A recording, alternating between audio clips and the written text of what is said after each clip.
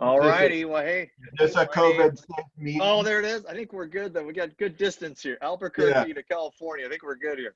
Hey, my name is Jeff Fishney. I'm the executive director for Love Our Cities. And man, I love what I do because I get to meet so many amazing people like Matt and so many people all around the country that are doing incredible city work. And these interviews have been really birthed out of my selfishness. I get to hear all these stories, but no one else gets to hear a lot of the other stories. And so I really felt like, and what I heard from many of our city leaders is it'd be great if we could spend, a few minutes with, different city leaders and learn from them and get ideas that we could bring back to our own cities. And so Matt is with us Matt, go ahead and introduce yourself. Tell us a little about yourself, where you're from and what you do and all that good stuff. Hey, thanks, Jeff. My name is Matt Moffet. I'm the community liaison and a pastor at Calvary Church here in Albuquerque with Skip Heitzig. And so my role is to help connect the community of faith and the resources that are in the community of faith and connect them out into the community at large. So I work with a lot of area churches. They freed me up to just be out and about and to engage the community. Wonderful. Well, take us on a tour of your city. What's your city like? What are some of the challenges? What are some of the amazing qualities about your city? Well, they call Albuquerque in New Mexico the land of enchantment, but locals call it the land of entrapment. Once you're here, you don't ever want to leave, or maybe you can't leave. But there's a lot of good things, a lot of outdoor activities. The mountains here are amazing.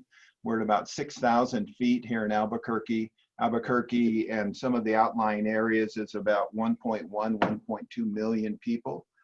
We have some great, strong churches. But in the past, each one of those great, strong churches have worked independently. And so one of my roles is to help bring those churches together and work together on some projects once or twice a year. And so the needs in our area, we're number one on so many lists that you don't want to be number one on. We're number one in childhood hunger. And so the food insecurity is huge here. And especially in this season of COVID, we've just seen an increase of that need of people suffering and struggling who have never suffered and struggled before. And add that to the fact that we were already number one in that area. And we just, the need is beyond what we can manage, but hopefully bringing many churches together and the God equation into it allows us to impact more than we think we can. What's some of the demographics of Albuquerque? Well, Albuquerque, kind of sits in the middle of the Navajo Nation.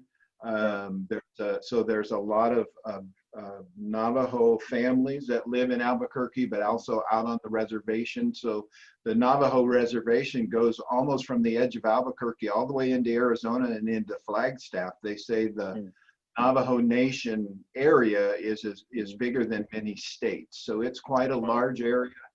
As COVID has hit, there's been a huge need out there.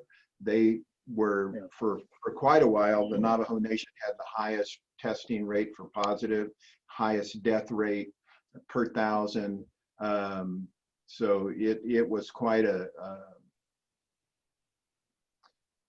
need that we were seeing out there. And so we began to work with Samaritan's Purse and some other organizations and our own churches to get food out to the Navajo Nation and PPEs and all of those things that they needed to help bring those numbers down and to help manage those numbers. And so we began to work with the president and vice president of the Navajo Nation and other churches. And so there's churches in the Navajo Nation who we were able to get the food to, get the PPEs, get cleaning products to, and then those pastors were able to take it out into their churches and their communities and distribute to the local families that needed it. Rather than us coming in and being the ones who were doing it, we were making it available to them. And I'm thinking it's like 160 churches within the Navajo Nation. I could be wrong, but it's a lot. That's great. Hey, well, tell us, how did you hear about Love Our Cities, and how have we been a help to you? Yeah, well, I'm a Modesto boy. raised my family in Oakdale, which is, for those who don't know, is right next to Modesto. And so, you know, have a history of working with many of the churches. I ran the concerts at the Oak Grove Concert Series, and amphitheater there. At our amphitheater there in Oakdale at River Oak Grace Community Church. And so, you know, I knew you guys, and I think it was when I was in Africa that I first saw you guys launching Love Our Cities, and I loved the concept, I loved the idea, and so I just had kind of filed that away. And I think when I was at a church, pastoring a church in Encinitas, I reached out to you guys, but it didn't work out at that point in time to develop the relationship. And so when I got here to Albuquerque and came on staff as a community liaison, one of the things that they wanted me to organize leading up to, we do a freedom celebration here at the state stadium, and we draw, you know, 18 to 20,000 people for that event. They wanted to do a serve week the week prior to that and bring many churches into it. And so I reached out to Love Our Cities and said, hey, here's what we'd like to do. How can we partner in doing this? And we did a Zoom call with Love Our Cities, and they presented it and pitched it to our executive team, and everybody was in. And so our first event, and I don't have the numbers in front of me, but we did a Love Our Cities, and we did wheelchair ramps. It happened to be the same week that Albuquerque was hosting the senior games. And so we provided people to help serve at the senior games. We did parks, we did schools, we mobilized, without looking at the numbers, and you hate to give numbers without seeing them, but we were able to mobilize a lot of volunteers with a lot of projects, and created a lot of hours of service for our community. But those were all physical opportunities to just bless the schools, bless the parks. We did cleanups, we did painting, we did, like I said, we did the ramps. That was kind of one of the funnest projects, was to work with our senior affairs in the city, who identify families that need ramps, and we would go in. They would cut everything. They'd have everything ready. We would just bring in the labor to assemble it and put it together and bless those families. So that was kind of a fun project. Well, okay, so let's hop off that a little bit. Tell us more about, how many years ago was that the first started, and then tell us about some of the volunteer days since, and even other initiatives that you're doing that maybe other cities could learn from. Yeah. You know, we had planned some other opportunities in 2020, but like everybody else, right before COVID, we did a Love ABQ. So our initiative is called Love ABQ, and so this was in February. We began to work with the Palau organization, who is a great friend of Love Our Cities. They love Our Cities. And so we began to work with them in preparation for our big freedom celebration and getting more churches involved. And so in February, we did a celebration night at one of the large churches here in town. We're the largest, but there's many churches that are quite big here in town. And so we did this in February. We had 150 churches represented. We had about 2,200 people. Jesus Culture was there. We just had a great night of worship, great night of praying for our city, preparing for what we saw we had planned for 2020. Well, that changed in March. And so in March, everybody kind of had to go inside and work on things in their own churches, taking care of everything that was going on with COVID, children's ministries, and finding ways to mobilize the church, and not so much with the resources. And so my heart was just burdened that we'd had this great momentum of 150 churches on board, and then it just stopped. And so in May, we saw an opportunity to work with Convoy of Hope to bring in some food relief. And we were seeing here in Albuquerque, as I said, #1 in food insecurity, that there was a huge need. Families who had never experienced food insecurity before were experiencing it. And a lot of places that would normally be open for families was closed. And we have Cliffs Amusement Park here. Well, Cliffs hasn't been able to open. It's Yeah. owned by a Christian family. They serve our city for 50 years or longer with this amusement park. And we thought, hey, wouldn't it be fun to just go over there and do a family drive-through food event? And so we contacted Convoy, and they said, hey, we can do that. They brought out 3 truckloads of food, and we got some local businesses involved, and 3 churches here, Citizen Church, Calvary, and Sagebrush, all engaged. We mobilized a little over 400 volunteers, and that day we served about 15 or 1600 families with a week's worth of food. And so that was a great day. Well, right when we were doing that, then we got word that they were canceling our state fair, which is a huge event here in Albuquerque, and then also our Balloon Fiesta, which is our biggest event for the city, brings in millions of dollars of revenue. And God just really put it on my heart that that's going to create more people who are going to be food insecure. And so just a few minutes ago, I finished having a meeting with the state fair saying, you know, during that week period, which is in September, that the state fair would normally run, it's 10 days or 2 weeks maybe. Could we do another drive-through food event? You're not going to be open to the general public for the fair, but wouldn't it be cool to bless our community? And so that's kind of birthed out to now doing the food relief. We're doing the flu shot drive-through at that same event, and a blood drive.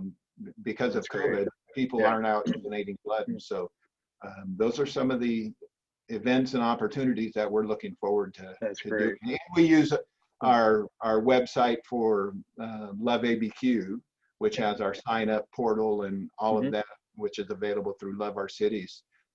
Gives us a great way to manage our volunteers. Yeah, that's great.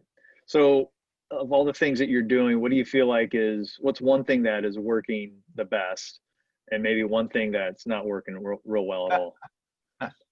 We're going to be honest here, man. Yeah, let's get it real. I think what's working well is I have found in working with these other churches, and I'm the newbie to Albuquerque. Most of the guys that do what I do at these other churches have been around forever. And so it's created an opportunity or a platform for me to engage and meet these other churches. And I don't have the baggage, you know. Well, this guy did this 10 years ago. Well, I don't know that. And so, I'm able to just come in and say, why can't we do this? And so that's been just a lot of fun to interact, not only in the churches, but in the local businesses. What hasn't worked? This season, everything is just looking at COVID and just seeing how that has impacted our churches. And I used the illustration the other day with some of our other pastors that, we've in sports and in football, we talk about, a well-rounded offense, one that passes well and has a running game as well. And I think we've lost our ground game. It pushed us out to do the passing game a little bit better with our online services and everything that we're doing online. But that's also left us to kind of neglect our ground game a little bit. And so we have to reestablish our ground game and just push forward and say, you know what, we're not going to let this fear of COVID stop us from meeting the needs in our community and having a solid ground game. Oh, that's good. That's good. So a question here. How do you connect with businesses, congregations, other congregations, nonprofits, government, schools, community groups? How do you connect with them to get behind your efforts? What are some of the, strategies, ways that you have been able to connect? Yeah, it's certainly been a lot harder during this season of COVID because I'm a face-to-face. I mean, with COVID and doing online meetings. This is what we're doing. My forte, I'm one who loves to meet with people face-to-face. Me too. And so it's just developing a relationship with people and letting them know that here's some of the things that we are engaged in, and here's how you as a business, whether it's General Mills who has a large facility here and they're very generous, businesses that have warehouses or different spaces that are available who just have a heart for the city. You find even sometimes more. A business that is owned and operated by a non-Christian sometimes is more generous because they're not giving to a local church. And so they're looking for ways to put money out into the community. And so I always tell people, don't be afraid, to go to those businesses and share your vision of what we can do. I was thinking, you're new to that city. I know a lot of our city leaders, a lot of them have been there for a long time in their city, but some are new as well. And, the advantages, like you shared, of being new is you don't have baggage with, you can just come in and you don't have like history and there's some really beauty to that, but some of the challenges, of course, is, it's all about trust and relationships. If you've only been there for a couple of years, you don't have all that trust in a relationship, so, but yet I want to encourage all of our, cities that maybe you're new at doing this in your city, maybe you just move there. Hey, it can be done, and you've got a lot of positives going for you too, like you said, about approaching people and not having, past history stuff going on. So it works either way, but over time it can only grow. Those trust and relationships can only grow in that way. Just don't fear those opportunities to go introduce yourself to people, be out in the community, for ways to be intentional about engaging with people and building those relationships. And it takes time. Very rarely do I walk in and walk out with that business saying, hey, we're behind you. It takes multiple times. In fact, I'm heading to one right now with a company that manages probably 50% of our Section 8 housing, to see, how can we partner together and reach those families? Because we don't have schools, and we've always distributed food through the schools, through our Feed New Mexico Kids initiative. And so we've had to get creative and go out to community centers and through the Housing Authority and through some of these companies that help to manage that. So. Yeah, that's the key right now, is being creative. I mean, there's, the successful, organizations, businesses, whatever, and even what we're doing, you gotta be creative. You gotta work around it. It's not fun always. I'm a people person too. This is really difficult for me. I love face-to-face, but it is what it is. And so we can't give up. We just have to work around it this way. Hey, if I were to walk around the streets of Albuquerque and interview people, and ask them, hey, what comes to your mind when you hear the name Love ABQ? What do you think people would say?